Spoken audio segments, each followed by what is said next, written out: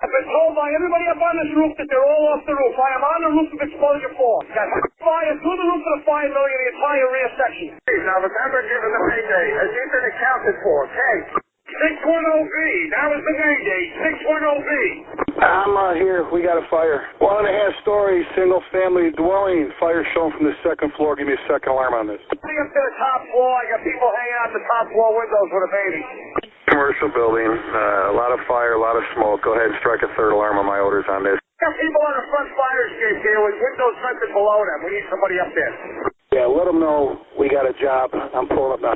Second alarm, I got a 1-story single-family frame. Heavy fire showing from the attic. So we're using all hands. We got one line stretch, fire on the 4th floor. Second line being stretched. Primary searches are underway. Welcome to Fire Engineering's podcast, The Command Post. I'm Chief Rick Lasky, along with my best friend, Chief John Salka, and we've got another great show for you. Real quick, as always, we've got some great classes coming up. You can shoot over to, I know for John and I, when we teach together, I've got them posted on my Pride and Ownership like page in the events section and on my prideandownership.com website on the calendar. So if you're looking to host any programs, whether it's just classes with John or me or both of us or our Company Officer Academy or our Field Chief Officers Academy, just give us a shout and we'll get you set up. So, hey, how you doing, buddy? Very good. You enjoying the summer? Oh God! Now you've been to North and South Carolina, like 15 times already this year, haven't you? You know, lately it's been a repeat trip for us a couple of times with the family, of course. You know, I got James in the Marine Corps in North Carolina. I got Brian in the Fire Department in South Carolina, and of course, then we have our vacation in Myrtle Beach right in between the two of them. So yeah, we've been putting some miles on the van and doing some beach time and some Carolina time. Eating some barbecue and having fun. Oh, and you've been posting some great pictures too, so you're making a bunch of people jealous. Me being one of them. But it's been a great summer. We're getting a bunch of stuff done. And hey, John, we just posted that our Chief Officers Field Training Academy is available through us or through Columbia Southern University. We've been doing the Battalion Chief School for years now, but this is like we do at the Company Arts Academy, is that we kind of tidied things up a little bit and came up with a full two-day program, and I think it's going to be exciting, dude. And you know, it's a little bit different. I hate to do commercials on the show, but it's a worthy topic.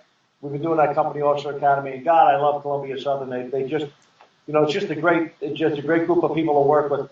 And not because I'm blowing smoke, but because they really are. You know, the folks, both the folks behind the scene, and now we have Mimi working with us. You know, at each class, guys that come to the class all comment about how well it's organized and how well the registration process goes and the greeting, and they get their, you know, they get their credits and they all the sites and that we do the classes at. The Columbia Southern certainly measures and watches and makes sure that they get good sites. So. And that's aside from obviously class content, which in the Company Officer Academy has just been very worthy and very, very sought after out there in the field. And now the new chief class I think is going to be just as popular. And again, I just like doing it through Columbia Southern because they just run the thing so well. They get the word out there to so many people. We have 5, 6 people from 5, 6, 7 states sometimes come in when we have it out in the Midwest, which is great. Get a good cross section of people coming from different places, and that tends to contribute to great discussions in the classroom from, you know, people with different backgrounds and different areas and different ideas on how to do things. Well, like I said, I'm excited about it, buddy. We've been talking about it for a long time, and it's here. So, again, CSU is great. You can do it through CSU or through us, whichever way. We can send you the information on how to get that done. And you know, and John, I know you say, you know, like you hate doing commercials on the show, but I've had literally about 200 people since I posted, ask some questions. So figured I'd take an opportunity to explain a couple of things. Hey, you know, we kind of fly by the seat of our pants for some of these sometimes, and topic wise, where we just talk about what the hell we want to talk about. But this kind of goes along with one of the trips you just made down south, if you will, down the coast there, for your son James. Now you got, 5 kids, two Marines, like you said, Brian's in North Charleston in a great fire department. There's a firefighter. James is a career man with the United States Marine Corps. Um, we talked about James, we talked about James earlier.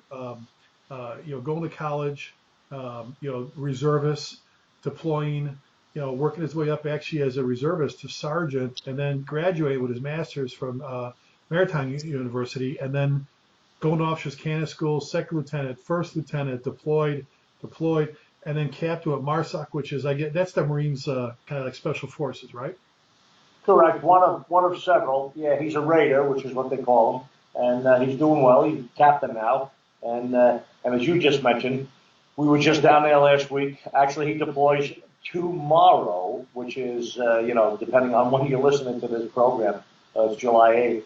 But anyway, he's heading out again. So they had a little deployment gathering down at his house. His wife arranged that, and a lot of the family came in from different places. And we get together, spent a couple of days on the beach, and had a nice party, and wished him well. And we'll see him in however many months it is when he gets back. Oh, yeah. And going along with that, okay, because obviously, I know you're proud of all your kids. You have an incredible family. But let's talk about, so many people, you hear about the few, the proud, the Marine Corps Semper Fi. Then we talk about the other four branches just equally as well. The Army, the Navy, the Air Force, the Coast Guard, and their core values and what it is they stand for, what it is they represent. And John, you and we've said it before. When it comes to your core values, are just that. They're your core values. Everybody in life stands upon something. Some people stand upon very little, and they're the ones we know of that are problems, troublemakers, lawbreakers, and all those things. But those, the Colin Powells in the world, and the rest of us, the rest of us, just Johnny Salka and Ricky Lasky, just a couple of Yutz firefighters. You know what I'm saying? When you stand upon something special, those core, like for me, it's always been pride, honor, and integrity.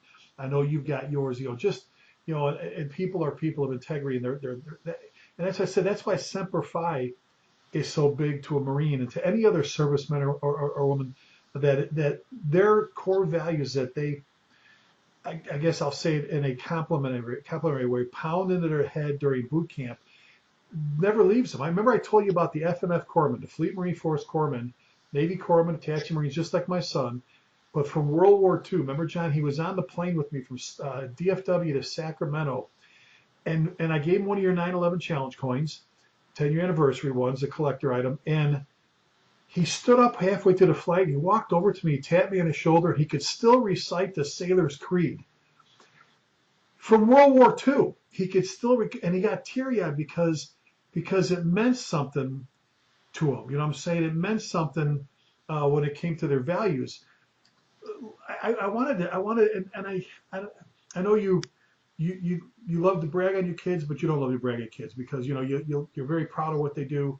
But the dedication. I guess I want to do the crossover, John, between what you see in let's just slip James because you were just there. I know, and Brian's a Marine too. What you see, how that transcends, and what maybe a little bit don't that we should transcend into the fire service when it comes to honor, dedication, courage, selflessness, and all that. What do you see as a parallel? And we've talked about this both together, independently, collectively, in classes, at round tables, sitting out in the hallway at FDIC or wherever else we've been at conferences.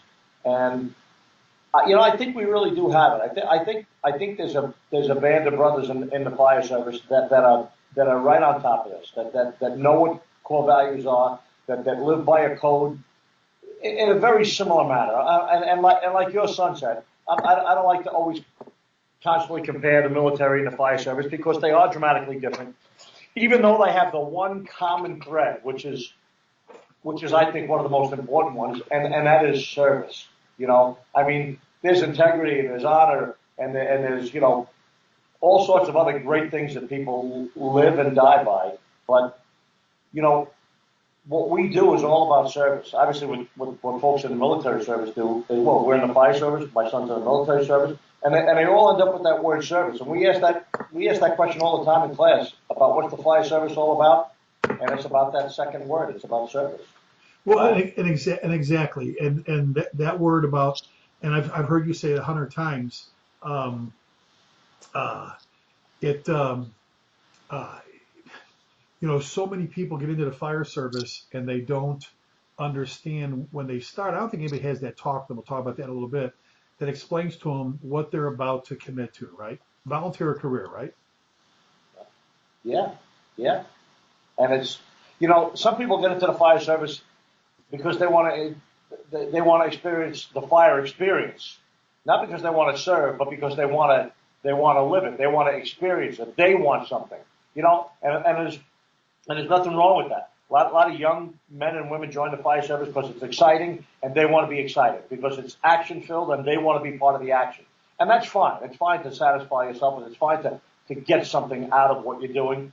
But I still think somewhere along the line we got to remind people about, and you and I have talked about this single word, right? Them, about Yes. them. Yes. I've written about it. You've written about it. We've talked about it, both here and other places. And I don't want anybody to forget both the brand new firefighter that's just joining, the guy or the gal that's in their first year somewhere, or somebody that's got 10 years or 20 years, or somebody out there teaching or instructing. We always have to remember, and I find myself having to remind some people once in a while, hey, wait a minute. It's about them. I just went to a great conference out on the West Coast, not just, it's a couple of months ago now. And the whole theme there was them. They had it on the hats. If you got a hat out there, on the back it said them, And it was a constant reminder. Every program out there, everybody was trying to remind everybody it's about them. I even wrote a little article about the guy was teaching. I sat through one of the lectures out there, and it was very interesting. And the guy was talking about saving time and doing things faster, getting your face piece on faster, donning your bucket gear faster, getting on the rig faster, turning out faster, right? And he gave the particulars of how he saved 6 or 7 seconds just on his face piece, donning his face piece for his SCBA.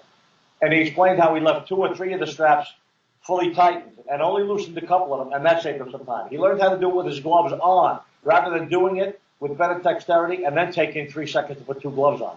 And he made several other improvements. And while he was doing it, eventually a couple of the guys were like, hey, Lieutenant, hey, Captain, hey, Instructor, 6 seconds, 7 seconds, really? I can live without that. He said, those are not your seconds. You're not faster for you. You're doing that faster for them. You're doing it faster for that woman and her child that are laying on a bed on the second floor above the fire upstairs waiting to be rescued. And I'll tell you what, it was like somebody hit me with a baseball bat when this young man said that. And I wrote about it in my article, and a lot of people wrote back and said, hey, what a great thing seeing Chief Salka write about, this program that we just saw. And it was just such a unique concept that I think we have to constantly remind everybody about in the fire service, that everything we do, turning out, training, wearing gear, getting there faster, putting, doing aggressive primary rapid searches, stretching hose lines quickly and rapidly, all of that, every single thing we do is for them. Yeah, we want to do it better, but the goal is to better service for everybody that we're out there taking care of.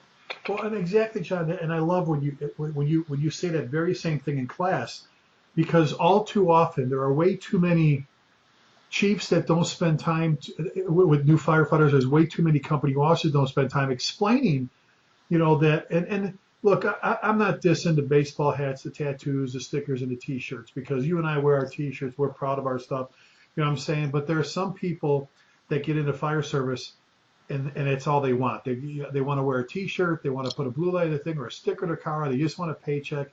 They bitch and complain about, we've talked about this a bunch of times before, about the little old lady who fell for the second time this week or third time this week.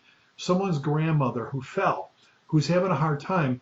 You're getting, you're whether your volunteer career, it's even worse for you if your career you're getting paid. But we're talking about taking care of someone's grandma. We're talking about taking care of someone's mother. And John, I've met very few. I can't remember meeting any firefighters that hated their parents, hated their mom. At least they never said out loud. Whatever, for whatever reason. That if you treated their mom the way they treated some of the customers out there, they'd be sitting. You're a chief. You're a chief. They'd be sitting on your desk tomorrow, pounding on your desk, demanding that you fire them. And that whole thing you said about them, those people out there. and you said it, that's why we train. That's why we train, we train, we train. Every day is a training day. That's why we take care of our turnout gear. That's why we check our air pack the right way. That's why we take care of our tools. That's why it's not just about keeping everything nice and pretty, which is a whole nother subject for another day, or shining up this or doing that. It's about being ready, like you said, you know, the moment they drop the tones, the moment the pager goes off, or your phone goes off with "I am responding," or they blow the siren, or they drop the tones on the speaker, it's about them, like you said. It's about those other people out there. And granted, sometimes is it BS? Is the call to go? Yes, sometimes it's ridiculous. Sometimes you go, oh my God, but you know, and I've heard you say this hundreds of times, John. That's the biggest thing going on in that person's life right now. That's the biggest thing going on in their life right now. So you know what? You go, you do your damn job, you take care of those people. You know, if we waited for just structure fires and pin and accidents, we'd go out of our minds with boredom. You know, even in the big cities, you know what I'm saying? It's about, like you said, God, I love that. It's about them out there when we talk about service and dedication. Now, I wanted to go back to some, especially with you, all your years in New York City, and now as a volunteer chief with a good size department and a busy department. I know you're every time I talk to you going to calls outside town, whatever. But you know, I think that's something that a lot of volunteer departments, John, don't appeal to enough is the recruiting advantage of. And I've seen some say on a poster, on advertisement, you know, want to give back to your community, want to be the one they call on when they need you most, you know, that kind of thing. This is how sign up to be a volunteer firefighter. I think a lot of volunteer departments, John, miss that little niche, miss that little, you know what I'm saying, as a hook. It's not just about, well, we need to be ready for Mrs. Johnson down the street. It's like, no, look at the big picture here. We need to be ready for everybody. I think it's a great recruitment point that we don't bring up enough, you know, is the whole service thing. Uh-huh. And you know, some states, certainly New York State is one of them. I'm not sure in the rural or suburban areas of Texas if it's true or not, but I know in lots of places up and down the East Coast it's true that you know, the volunteer fire service is suffering, you know, limited manpower and staffing and coverage and in different places. I don't want to say numbers are dwindling, but certainly numbers are not going up. They are dwindling in some places. And I think there's a lot of room for some new ideas and some new concepts out there. And I think the concept of public service and appealing to people's pride in their community, and what, you know, obviously there's lots of ways you can volunteer in a community. You know, you see some folks volunteer at the hospital. Candy stripers were traditionally, you know, young girls, young females in my day would volunteer in the hospital if they were interested in that kind of work. And sometimes you see senior citizens volunteering at the hospitals and at the church doing different things. Volunteer fire departments are the same way. And there's room there for men and for women and for young and for old people. I have guys that are 19 years old, and I have guys that are 69 years old. You know, 50 years difference, a half a century difference in age. And they both volunteer for the same fire department. They both go out for the same call. You know, one guy directs traffic or makes coffee for us when we're out of the structural fire. The other guy's jumping, you know, doing outside work yet because he's not quite qualified for interior. And then we get everybody in between. So I think that public service, you know, angle, and I don't want to call it an angle because we're not really trying to fool anybody or get everybody to do something they really don't want to do. But sometimes people don't realize that being in the volunteer fire department is a public service, along with being exciting and it's a trade and you learn some new things, but you really are helping your community in all sorts of ways. And you can be volunteering in South Plymouth Grove Fire Department for a couple of years and maybe not go to a fire first do, but we go on lots of calls. We help lots of people with, you know, utility emergencies and car crashes and medical calls and all sorts of other interesting things that happen. And I think guys and gals both start to really have an appreciation for learning some new things and helping their neighbors. Well, and I think some of this, having to help some of our newer and older members, both volunteer and career, reconnect, comes down. We've said it before. It's always about leadership, to who's leading the band, and even some of the senior firefighters. You know, sometimes as a captain, a lieutenant, or even a chief officer, when you lean on a firefighter saying, "Look, you're not showing up.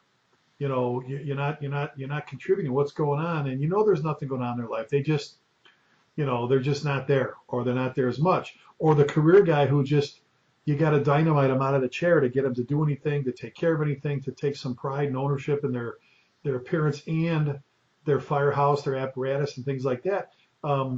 You know, it's one thing, and I'm a big believer, John. You know this in the talk. We'll talk about that again in a minute. That a chief should be having with every brand new firefighter, and then the other chiefs, and then their company officers. But how important is it for the senior firefighter?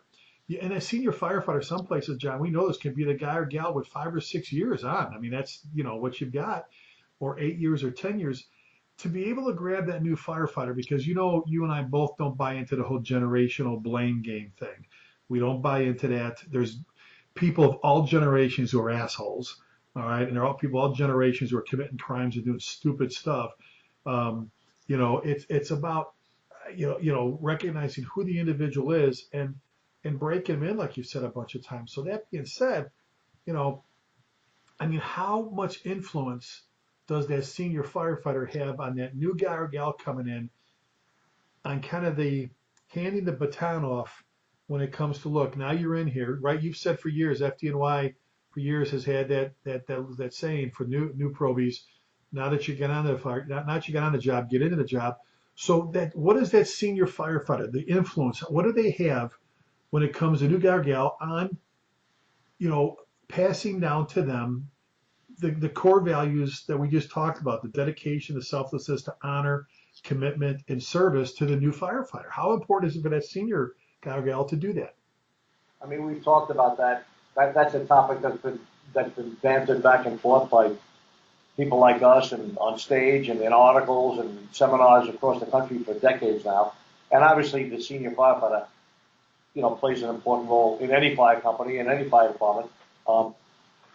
Obviously, if you have great people in your senior ranks, then they're going to produce, they're going to help the company officer and the chief produce, newer great people. But senior firefighters, in some places they're identified by rank, actually, senior firefighter so and so, and in other places they're not. But the point is, when somebody joins a fire department, whether it's, I remember joining the Mineola Fire Department out on Long Island. It was a volunteer fire department where I was born and raised and went to high school. I was still in high school when I joined, and I was very impressed with some of the older senior members there. Not even older senior members, but senior firefighters, junior company officers who were obviously senior, way more senior than I was. I was just joining.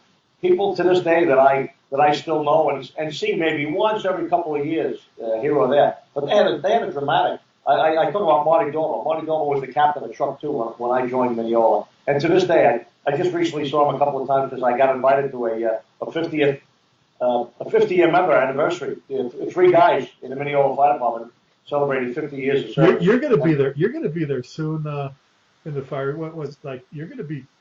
You're 7 years away from what? 7? Couple of years, yeah. 7 years. 7 years is a long time.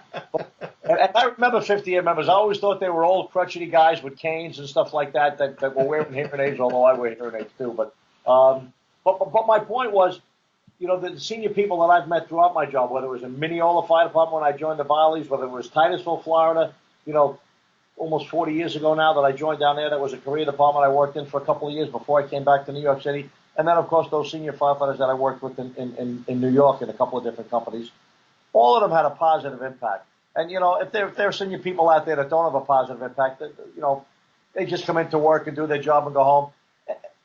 And that's fine. Everybody's not an all-star. You don't expect although I've been to crews that everybody was an all-star. But the senior people that haven't taken a test, that aren't aspiring to ride in the front seat, that don't want to be company officers, some of them are the greatest, most influential people you'll ever work with.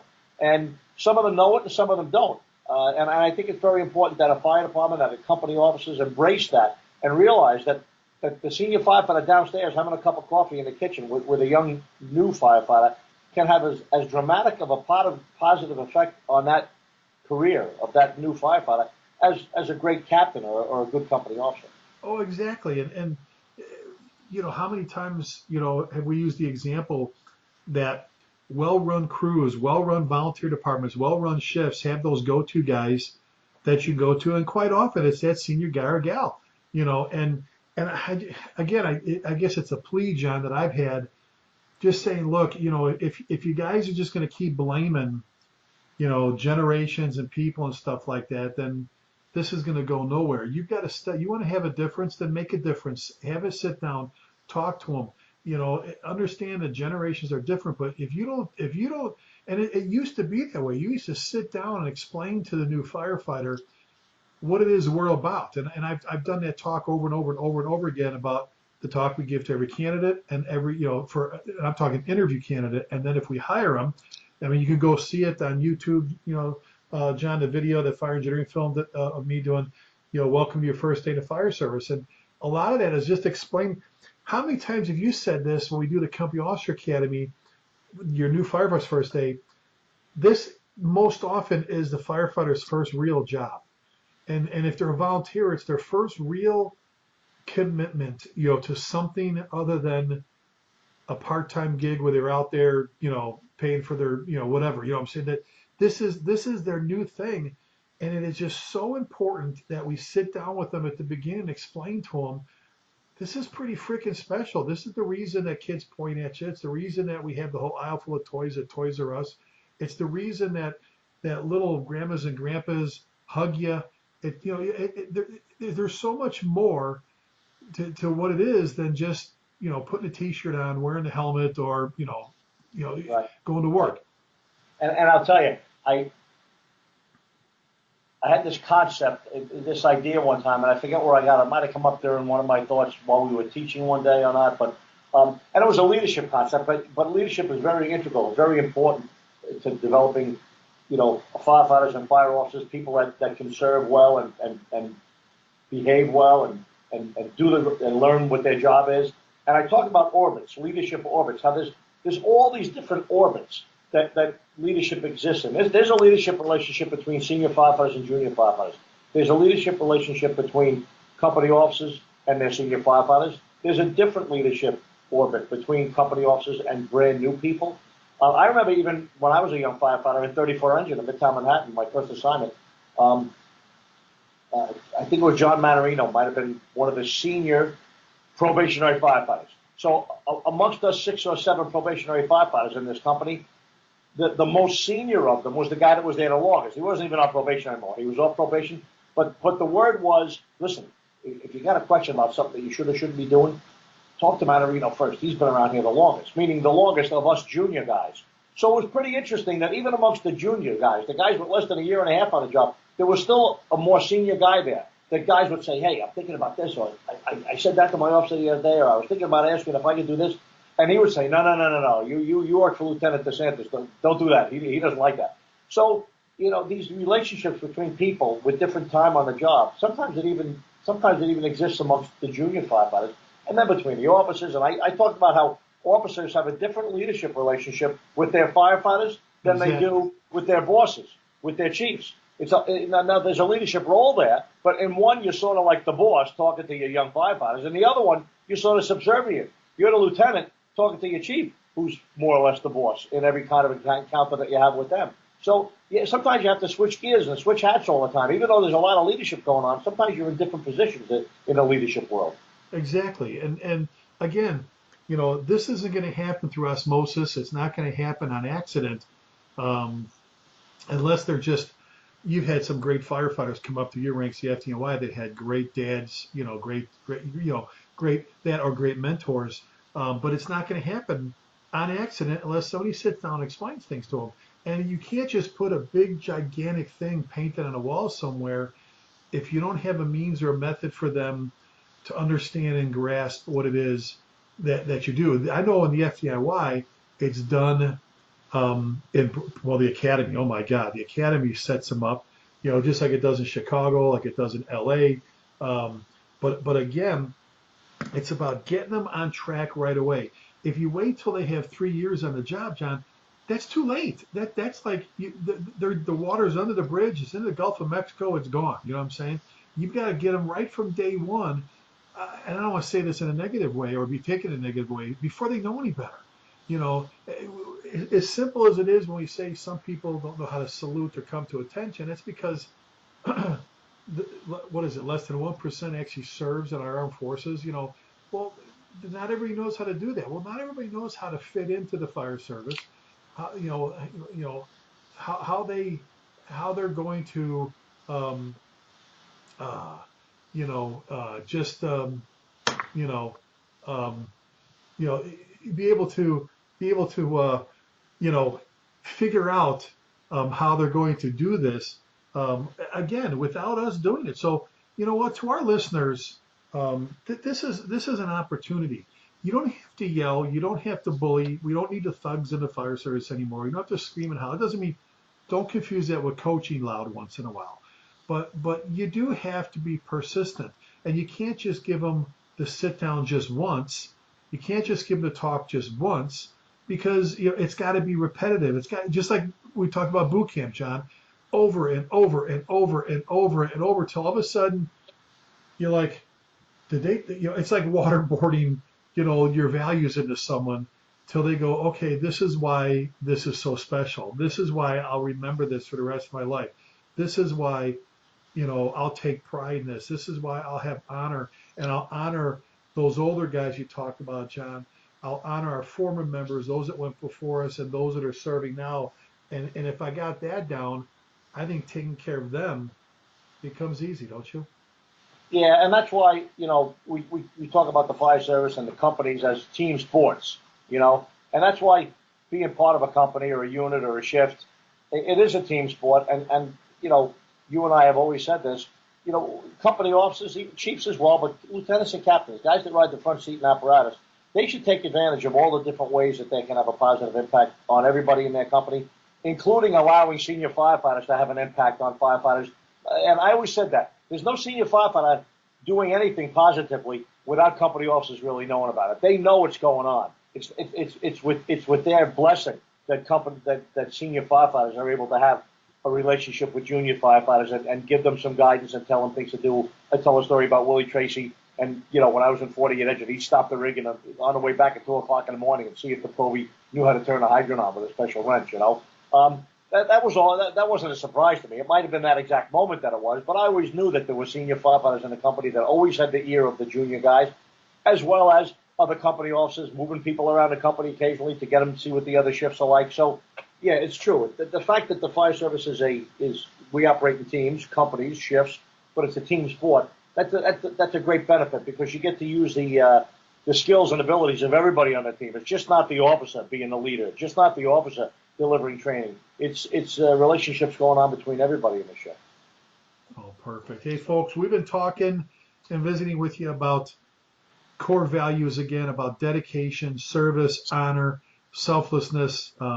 We've been talking about all those, and how to get there and how to get some of your older folks back into to the job and how to get those new guys and gals coming on into it in the first place.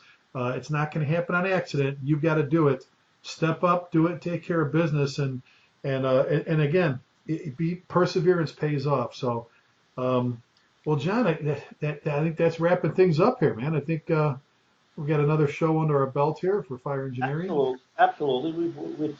It's a good topic. It's one that comes up. It comes up not frequently, but it comes around and around. The wheel is round, and it comes up all the time. And it comes up all the time because it's important. I agree with you. It's important that those of us that are either company officers or aspiring company officers, or those of us that are chiefs that supervise company officers, and all the relationships that exist in between, that we pay attention to that and always be trying to make things better. And why are we trying to make things better?